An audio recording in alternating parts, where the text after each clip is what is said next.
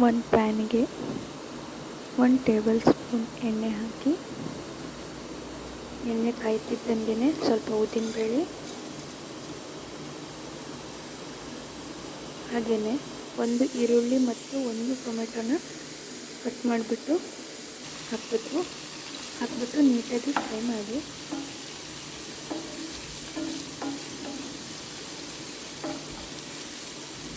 ಅದು golden brown ಬರುವಾಗೂ fry ಮಾಡಿ. Fry ಮಾಡ್ತಿದ್ದಂಗೆ ಸ್ವಲ್ಪ ಪುಟಾಣಿ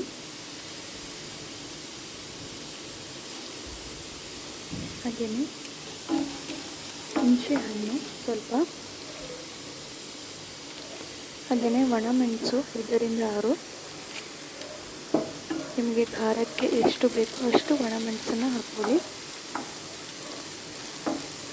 ಹಾಗೆಯೇ ಫ್ರೆಶ್ ಆಗಿ ತುರ್ಕೊಂಡಿರುವಂತಹ ತೆಂಗಿನಕಾಯಿ ತುರಿನೂ ಕೂಡ ಅದಕ್ಕೆ ಹಾಕಿ 1 ಸೆಕೆಂಡ್ ಬಾಡಿಸಿ.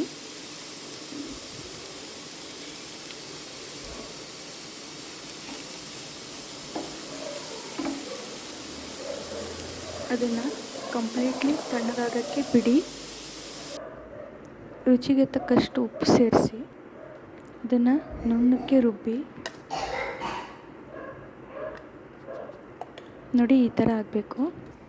ಅದಕ್ಕೆ ಒಗ್ಗರಣೆ ಎಣ್ಣೆ, ಸಾಸಿವೆ, ಜೀರಿಗೆ ಹಾಗೆಯೇ ಸ್ವಲ್ಪ ಕರಿಬೇವು.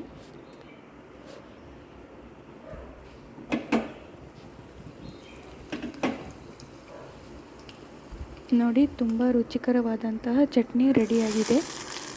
ಈ ರೆಸಿಪಿ ನಿಮಗೆ ಇಷ್ಟ ಆಗಿದ್ದಲ್ಲಿ ಪ್ಲೀಸ್ ಲೈಕ್ ಮಾಡಿ, ಶೇರ್ ಮಾಡಿ, ಹಾಗೆಯೇ ಸಬ್ಸ್ಕ್ರೈಬ್ ಮಾಡೋದನ್ನು ಮರಿಬೇಡಿ. Thank you.